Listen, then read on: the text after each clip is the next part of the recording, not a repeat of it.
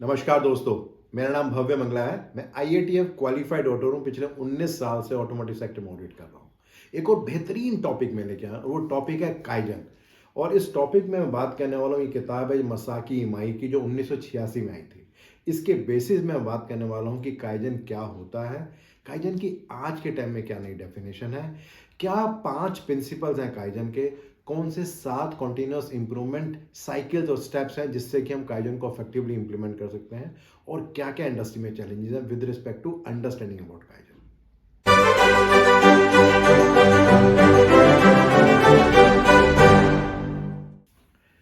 जब भी बात करते हैं हम इम्प्रूवमेंट की, तो अगर आप देखें, जब सर्दी आती है तो हमें पता ही नहीं चलता कि सर्दी कब आ गई, और एक दिन अचानक हमें लगता है कि गर्म कपड़े कहाँ हैं।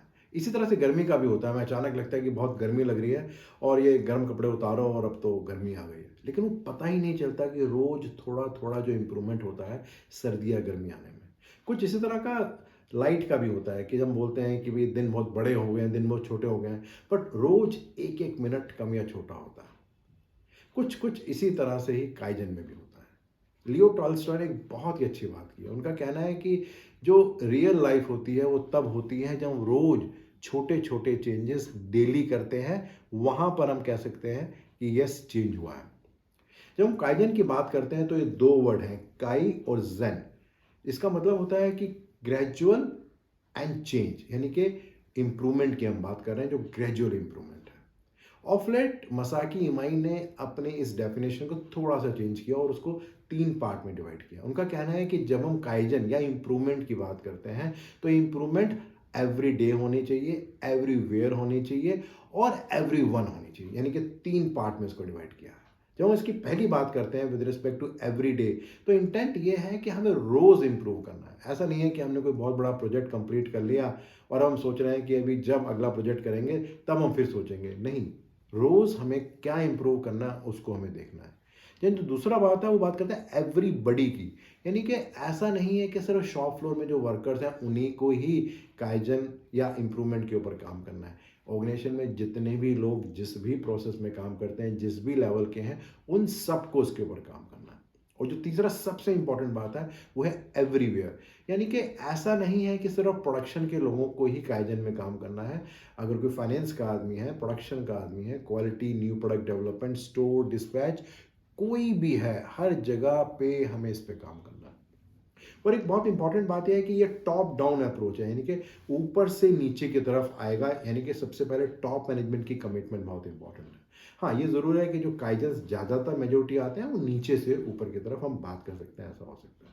और प्राइमरली जब भी हम काइजन या इंप्रूवमेंट्स को अफेक्टिवली इंप्लीमेंट करते हैं, तो प्राइमरली 3 बातें होती हैं। जो पहली बात एस्पेक्ट होता है वो बात करता है कि क्या गलत है, इस पे हम फोकस करते हैं। किसने गलत किया इस पे फोकस नहीं होता। जो दूसरी इंपॉर्टेंट बात होती है कि किस तरीके से हम वेस्ट को या मुडा को हम एलिमिनेट करें या उसे ख़त्म करें। और जो तीसरी इंपॉर्टेंट बात आती है कि किस तरह से हम कॉस्ट ऑफ क्वालिटी के बारे में फोकस करें और उसको इम्प्रूव करें। इन जनरल इंडस्ट्री में काइजन को लेके बहुत सारे मिसकंसेप्शन है। सबसे पहले तो सिंपल ये है कि काइजन का मतलब यही है कि आपको ये देखना है कि भाई मैं जहाँ काम कर रहा हूँ वहाँ पहले क्या था और मैंने क्या इम्प्रूव किया, मैं एक शीट भर दूंगा और जमा कर दूंगा, इसका मतलब काइजन हो गया। वो उसका एक बहुत छोटा सा एक पार्ट है। जो दूसरी अक्सर मिसकंसेप्शन लोगों को रहता है वो रहता है कि ये सिर्फ शॉप फ्लोर के लोगों के लिए है, ऑपरेटर्स के लिए है, बाकी स्टाफ के लिए और सीनियर मैनेजमेंट के लिए नहीं है।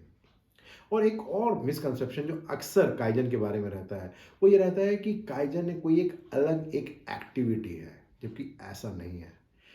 ऑर्गेनाइजेशन के अंदर जो भी इंप्रूवमेंट हो रही है, कुछ भी मीन्स कुछ भी, वो अगर हम टीपीएम की एक्टिविटी कर रहे हैं, लीन कर रहे हैं, 5S कर रहे हैं, क्वालिटी सर्कल कर रहे हैं, कानमान कर रहे हैं, या कुछ भी कर रहे हैं, वो सब काइजन की अम्ब्रेला का ही पार्ट है। इसको समझना बहुत बहुत ज़रूरी है। अगर हम बात करते हैं काइजन के जो 5 की प्रिंसिपल्स हैं जिसके ऊपर ये सारा का सारा जो ये व्यवस्था है, सोच टिकी है, उसके बारे में बात करते हैं। जो सबसे पहला प्रिंसिपल है वो बात करता है कि अपने कस्टमर को पहचानो, know your customer. Unless and until हमें समझ में आता है कि हमारे कस्टमर की क्या रिक्वायरमेंट है, वो हमसे क्या चाहता है, उसकी एक्सपेक्टेशन क्या है, तब तक हमें पता नहीं चलेगा कि कौन से एरिया पे इम्प्रूवमेंट करनी है और हम कहीं भी कोई भी इम्प्रूवमेंट करेंगे।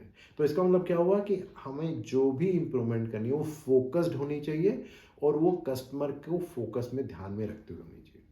जो दूसरी बात है वो बात होती है लेट इट फ्लो। ये बहुत ज़रूरी है कि हमें जो भी कुछ करना है वो पूरी ऑर्गेनाइजेशन में करना है, ऐसा नहीं किसी एक पर्टिकुलर एरिया में करना है, उसको हमें ध्यान रखना है। जो तीसरा इंपॉर्टेंट प्रिंसिपल है वो बात करता है गो टू गैनबा, यानी कि जहाँ पर एक्चुअली में काम हो रहा है वहाँ पर हमें जाना है। अगर हमें लेबोरेटरी में कुछ इंप्रूवमेंट करनी है तो लेबोरेटरी में जाना है, अगर डिस्पैच में कोई इंप्रूवमेंट है तो वहाँ जाना है, या न्यू प्रोडक्ट डेवलपमेंट में कुछ इंप्रूवमेंट है तो वहाँ पर हमें जाना है। ऐसा नहीं कि हम कॉन्फ्रेंस रूम में बैठ के डिसाइड करें कि क्या करना है क्या नहीं करना है। जो चौथा प्रिंसिपल है वो बात करता है एम्पावरिंग पीपल, के लोगों को हमें इंपॉर्टेंस देनी है, वैल्यू देनी है, लोगों को हमें विश्वास दिलाना है कि वो जहाँ भी काम कर रहे हैं वो इसकी इंप्रूवमेंट कर सकते हैं। क्योंकि अक्सर ऐसा माना जाता है कि जहाँ आदमी काम कर रहा होता है उसको प्रॉब्लम्स के बारे में सबसे ज़्यादा पता होता है और उसको ये भी पता होता है कि इसका क्या पॉसिबल सोल्यूशन है। इंपॉर्टेंट बात ये होती है कि क्या हम उसको वो विश्वास दे रहे हैं, क्या उसको हम वो कॉन्फिडेंस दे रहे हैं नहीं है। जैसे कि एक बहुत पुरानी स्टोरी है, अक्सर आती है कि एक बिस्कुट बनाने वाली कंपनी थी और जो उसका रैपर था, कुछ एक बार ऐसा भी हुआ कि रैपर बंद हुआ और बिना बिस्कुट के अंदर के वो पीस आगे चला गया और जब वो कस्टमर तक पहुंचा तो पता लगा कि ये तो सिर्फ रैपर है, अंदर बिस्कुट तो है ही नहीं। तो बहुत सारी अलग अलग बातें सोची गई, कोई सेंसर लगाते हैं, कोई वेइंग बैलेंस लगाते हैं and all that. But finally जब वो गैम्बा में गए, उन्होंने किसी ऑपरेटर से पूछा कि भाई ये प्रॉब्लम आ रही है, इसमें क्या किया जाए। तो उसने बहुत ही सिंपल सा सोल्यूशन बताया कि नीचे एक टेबल फैन लगा दीजिए, हवा से अगर वो वजन कम होगा तो उड़ जाएगा, नहीं तो कन्वेयर बेल्ट में अपने आप ही चलता रहेगा। तो ये बहुत ज़रूरी है कि हमें एम्पावर करना है अपने एम्प्लॉइज़ को। और जो पांचवा प्रिंसिपल है वो बात करता है विद रिस्पेक्ट टू ट्रांसपेरेंसी, कि कितना ज़्यादा हम लोगों तक कम्युनिकेट कर रहे हैं, कितना ज़्यादा हम लोगों को बता रहे हैं इस बारे में कि क्या हमें करना है, क्या चैलेंजेस आ रहे हैं। क्योंकि जब तक हम वो नहीं बताएंगे तब तक ये प्रॉब्लम हमेशा ही चलती रहेगी। देन बात करते हैं क्या 7 स्टेप है कॉन्टिन्यूस इंप्रूवमेंट के, काइजन के। क्योंकि ये बहुत ज़रूरी है कि हमें सिस्टमेटिक अप्रोच यूज़ करनी है इंप्रूवमेंट के लिए।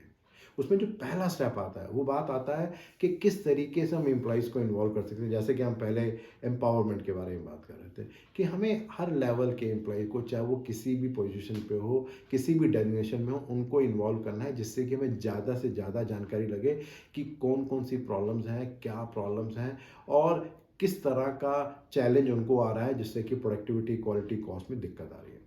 देन जो दूसरा कॉन्टिन्यूस इंप्रूवमेंट साइकिल का प्रोजेक्ट है या एक्टिविटी है वो बात करता है कि हमें प्रॉब्लम्स को आइडेंटिफाई करना है ना। एक तो होता है कि रैंडमली हमने किसी भी प्रॉब्लम को आइडेंटिफाई कर लिया, दूसरा होता है कि हमने फोकस्ड वे में आइडेंटिफाई किया जो भी हमारी कस्टमर की रिक्वायरमेंट है, और वो PQCD SM के बेस पे हो सकता है, productivity, quality, cost, delivery, safety and moral. उसके बेसिस पे हम आइडेंटिफाई कर सकते हैं कि कौन कौन से हमारे प्रॉब्लम एरियाज हैं।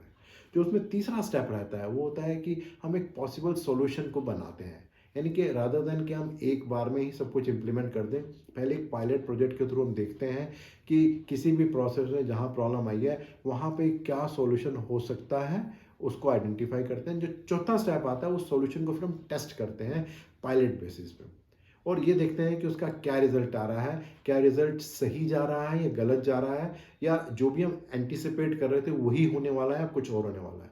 और एक बार जब उसको एनालाइज कर लेते हैं अगले स्टेप में और हमें पता लग जाता है कि क्या आने वाला है, देन हम डिसाइड करते हैं कि अगले स्टेप में उसके कि क्या हमें उसको इम्प्लीमेंट करना है या नहीं करना है। और एक बार जब वो डिसाइड हो जाता है उसके बाद हम कह सकते हैं कि यस, अब इस साइकिल को हमें रेगुलरली रिपीट करना है। तो ये जो 7 स्टेप है कॉन्टिन्यूसली इसको हमें यूज़ करना है। आसान भाषा में आप इसे PDCA साइकिल भी कह सकते हैं, प्लान डू चेक एक्ट, जहाँ पे रेगुलरली हमें कॉन्टिन्यूस इंप्रूवमेंट की तरफ काम करना है। एंड देन सर्टनली जब भी किसी कंपनी में काइजन या इंप्रूवमेंट की एक्टिविटीज़ होंगी तो उसके बहुत सारे बेनिफिट होंगे। सबसे पहले तो जो एम्प्लॉई का मोरल है वो बहुत इंप्रूव होगा, जो प्रोडक्टिविटी है उसमें इंप्रूवमेंट आएगी, जो रिजेक्शन है उसमें रिडक्शन आएगी, लोगों का जो एक इन्वॉल्वमेंट है, टोटल एम्प्लॉयमेंट है, उसमें इंप्रूवमेंट आएगी। और सर्टनली ये प्रमोशन करेगा इनोवेशन को भी कि कैसे हम चीज़ों को इम्प्रूव कर सकते हैं और कैसे उसे हम बेटर कर सकते हैं। बट देन इंडस्ट्री में बहुत सारे चैलेंजेस भी हैं विद रिस्पेक्ट टू काइजन या इम्प्रूवमेंट। जो सबसे पहला चैलेंज है कि टॉप मैनेजमेंट जब भी कोई ड्राइव शुरू होती है, शुरू में तो इन्वॉल्व होता है, लेकिन बहुत जल्दी उसका फोकस शिफ्ट हो जाता है, और जैसे ही उसका फोकस शिफ्ट होता है, लोगों का फोकस भी शिफ्ट हो जाता है। देन दूसरा चैलेंज ये है कि अक्सर ऐसा माना जाता है कि जो काइजन है वो सिर्फ शॉप फ्लोर के लोगों के लिए है, बाकी लोगों के लिए नहीं है, जो कि एक गलत सोच है। और जो तीसरा सबसे इंपॉर्टेंट चैलेंज है वो अक्सर ऐसा है कि माना जाता है कि ये सिर्फ मैन्युफैक्चरिंग में ही इंप्लीमेंट करना है। मैन्युफैक्चरिंग के अलावा क्वालिटी में, न्यू प्रोडक्ट डेवलपमेंट में, सेल्स में, परचेज में कहीं पर भी इसको इंप्लीमेंट करने की आवश्यकता नहीं है।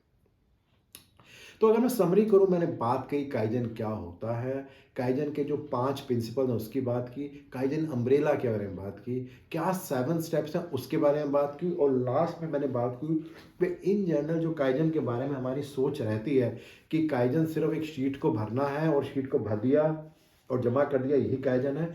ऐसा नहीं है। ऑर्गेनाइजेशन के अंदर कुछ भी हो रहा है, वो सब इम्प्रूवमेंट एक्टिविटीज़ हैं, उन सबको हम काइजन बोलते हैं, वो किसी भी नाम से हो सकती है। मेरा जो अगला वीडियो रहेगा वो इसी सीरीज़ में रहेगा, इम्प्रूवमेंट की, ट्रेनिंग की और एचआर की, और वहाँ मैं बात करने वाला हूँ आपसे 5S के बारे में। वेल, रेगुलरली बहुत सारे फीडबैक्स आ रहे हैं, उसको आप प्लीज़ कंटिन्यू रखिए और बताइए कैसे उसको और इम्प्रूव कर सकते हैं।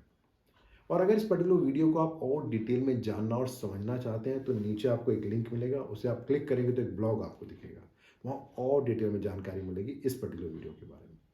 और अगर आपको लगता है कि इस तरह के ब्लॉग्स एंड वीडियोस यूजफुल हैं तो अपने फ्रेंड्स और कुलीग से शेयर भी कर सकते हैं, और मेरी यूट्यूब चैनल और मेरी वेबसाइट bhavyamangla.com सब्सक्राइब भी कर सकते हैं। धन्यवाद।